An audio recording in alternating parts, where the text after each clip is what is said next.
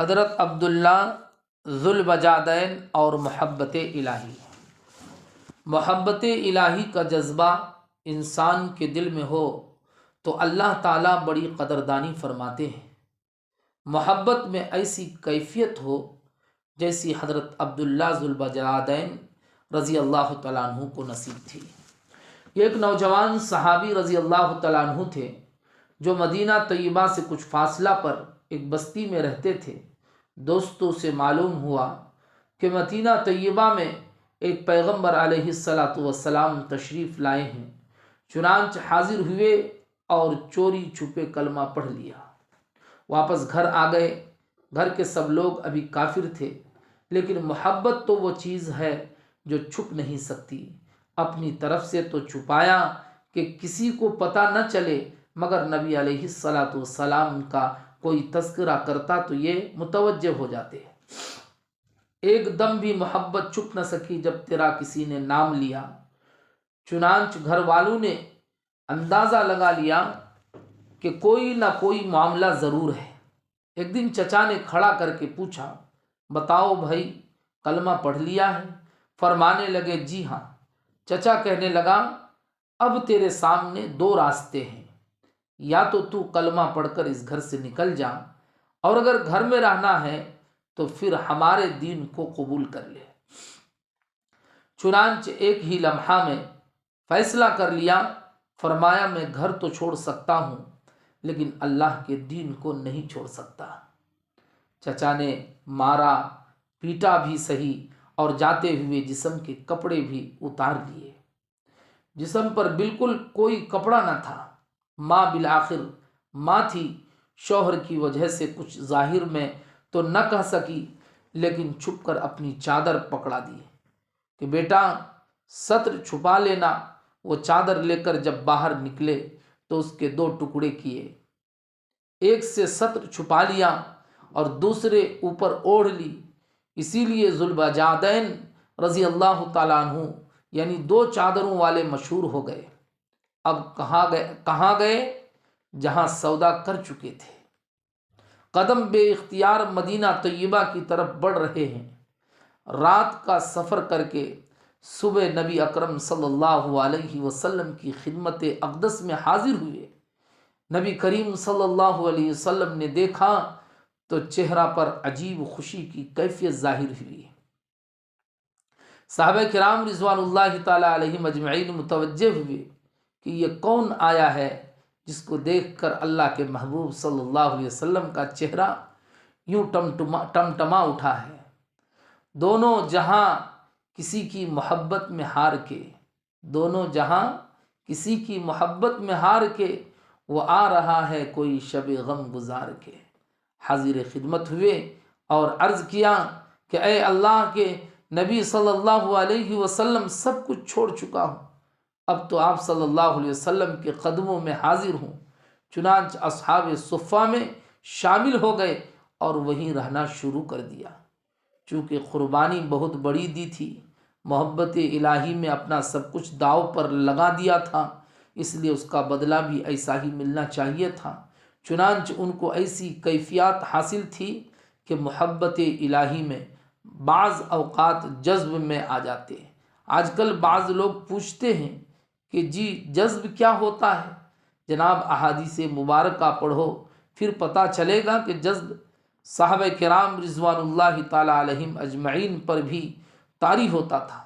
حدیث مبارکہ میں آیا ہے کہ حضرت عبداللہ ذوالبجادین مسجد نبوی کے دروازے پر بعض اوقات بیٹھے ہوتے تھے اور ایسا جذب طاری ہوتا تھا کہ اونچی آواز سے اللہ اللہ اللہ کہہ کر اٹھتے۔ حضرت عمر رضی اللہ تعالیٰ عنہ نے دیکھا تو انہوں نے ڈانٹا کہ کیا کرتا ہے؟ یہ سن کر نبی اکرم صلی اللہ علیہ وسلم نے فرمایا عمر عبداللہ کو کچھ نہ کہو، یہ جو کچھ کر رہا ہے اخلاص سے کر رہا ہے۔ کچھ عرصہ گزرا، نبی کریم صلی اللہ علیہ وسلم ایک غزوہ میں تشریف لے گئے۔ حضرت عبداللہ رضی اللہ تعالیٰ عنہ بھی ساتھ تھے۔ راستہ میں ایک جگہ پہنچے تو بخار ہو گیا۔